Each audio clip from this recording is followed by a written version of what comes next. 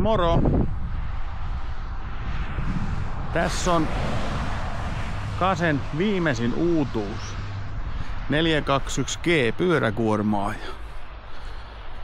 Työpaino on 9 tonnia. Moottorin teho 112 heppaa ja kulkee 40. Katsotaan vähän mitä täältä löytyy. Otetaan aisastosta Z-aisasto. Lisähydrauliikkoja on 3 kappaletta. Eli täältä löytyy High Flow moottorihydrauliikka 125 litraa minuutissa. Sen virtauksia saadaan säädettyä näytöltä. Sitten on 2 muuta lisähydrauliikkaa, jota käytetään joystickin olevalla luistilla. Sitten on vapaapaluu ja auran sähköt.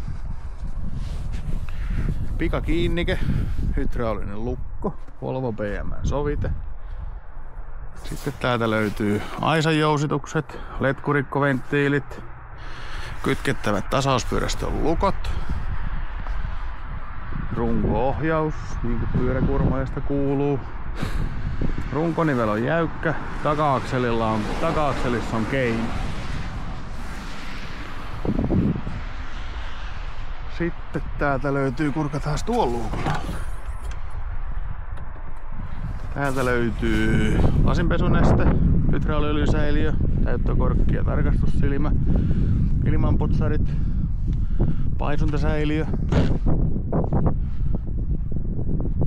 Sitten seuraavan luukun alla asustaa FPT:n 3,4 litrainen 4-sylinterinen dieselmoottori, 112 heppaa, turboahdettu, nestejäähdytteinen. Täälläkin on päivittäistarkastusjutut aika helposti, eli öljytikku on tuossa ja huoltokohteita, polttoainesuodattimet ja moottoriöljysuodatin ja moottoriöljyn täyttökorkki on tuolla. Aika hyvin pääsee käsiksi joka paikkaan. Sitten seuraavan luukun alta löytyy akku, päävirtakatkaisija. Sitten täällä on polttoainesäiliö, AdBlue-säiliö, työkaluboksi on tuolla. Sitten niin kuin huomaatte, niin myös tällä puolella on ovi, eli läpijuostava kajuutta. Työvaloja on taaksepäin 4 kappaletta, eteenpäin hytis ylhäällä 4, sitten on vyötärövalot, välähdysmajakoita. Hytti on täysin uusi. Eli täältä löytyy hallintalaitteet on integroitu kyynärnojaan. Täältä löytyy joystick, kaikki koneen hallintaan liittyvät napit, näytön käyttöön liittyvä rulla.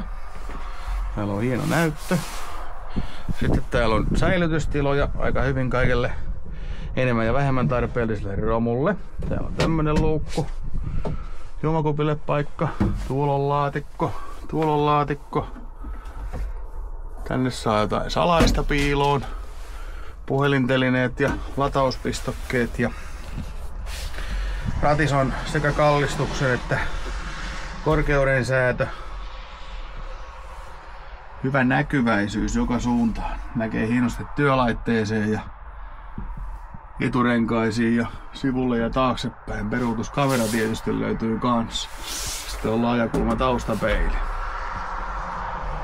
Ilmaistuimet ja ilmastoinnit ja muut normijutut totta kai.